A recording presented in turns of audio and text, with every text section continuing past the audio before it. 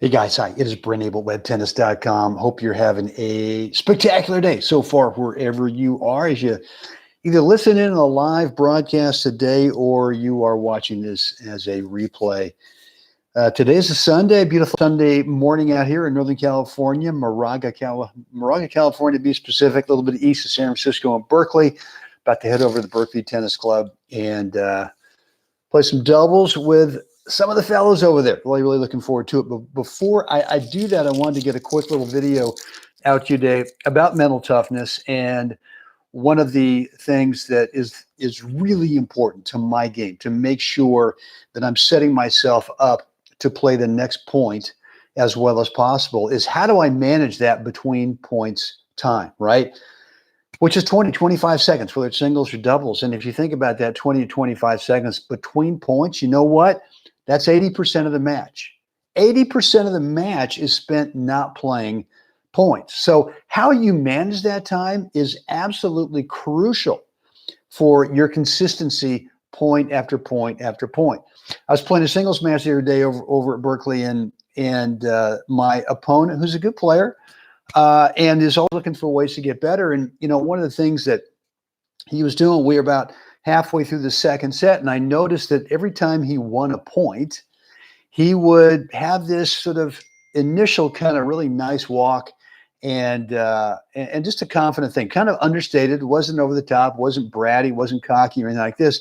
He'd win a point and then just walking back to the baseline, whether he was going to serve or return serve, in a nice, controlled, sort of steady pace. Chest was out a little bit, good posture, good balance, really good body language.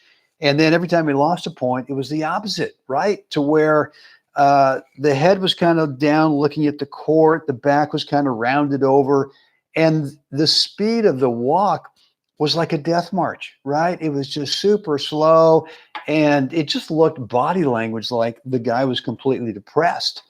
And so as I said, about halfway through that second set, I mentioned to him, I said, do you know that you do this, that every time you win a point, you got this great look to you? You know, it's not overstated. It's not cocky. It's just, and it's not, bratty confidence. It's just clean and a nice speed, nice walking speed. You're not rushing the moment. And I said, when you lose a point, though, it's just the opposite. And I said, and his first thing is, well, when I lose a point, I'm trying to slow everything down. And I'm going, well, when you win a point, you're not speeding up. You're not getting to the baseline to serve or to return serve too fast. You're not rushing. And I said, so when you do this, when you lose a point and you go super slow, you're not actually slowing everything down to get reorganized. Really what you're telling your mind through your body language is this is no bueno, right? This is not good. And for me, what I found certainly as a tournament player and when I'm playing league matches and even in my practice matches, and actually this is where I have to do it in my practice matches, I have to set this as a habit. I got to build the habit. Every time the point's over, whether I've just hit, the best running forehand up the line I've hit in the last 20 years, or I come in behind a fat sitter, the guy's off the court, and all I got to do is just dump it in the, somewhere in the court over there, and I miss it, I got to make sure that my response, my emotional response physically to that thing is to turn around and walk back towards the baseline to serve or return serve for the next point with the exact same posture, the exact same look, the exact same walking speed. And when I do that really starts off the management of the between points time, the 20 or 25 seconds, in a really positive way. And, if I just hit a great shot, I don't want to go up off the charts in terms of, come on, baby, because you know what that tells my brain? It sets expectations in my brain that this is what you should be doing every time.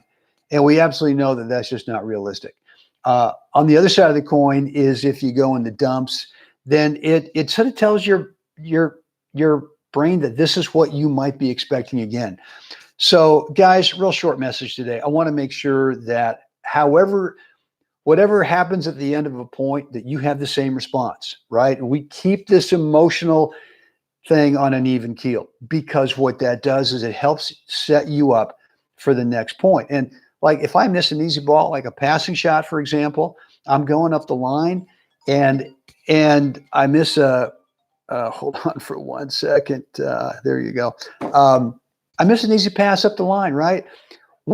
First of all, I'm going to go into the same walk, the same speed, the same posture, the same body language.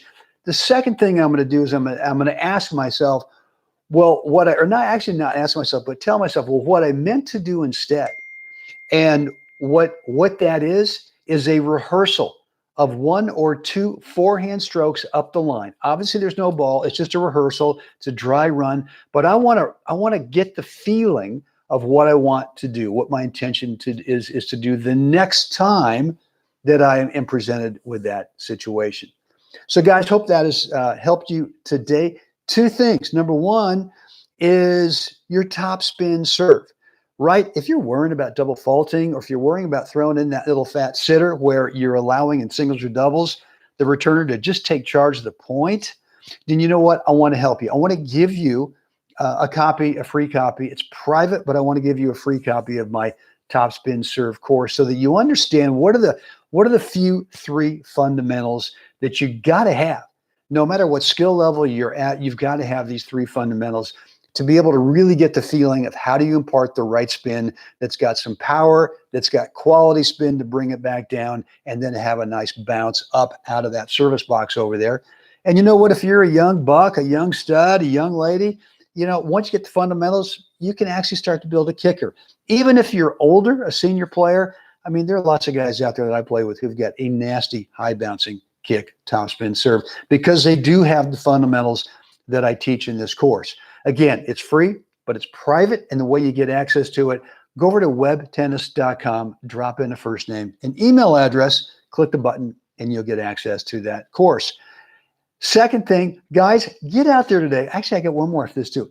Before I talk to you about getting out there, I want to read your comments. I want to read and respond to your comments down below, right? So would you please, however this thing between points, all that stuff sort of hit you today, let me know what's on your mind right down below in the comment section and let me know. I promise I will read it and get back to you. And then finally, the last thing is, now, come on, get out there today. Help someone else have a spectacular day. Guys, let's do this again tomorrow.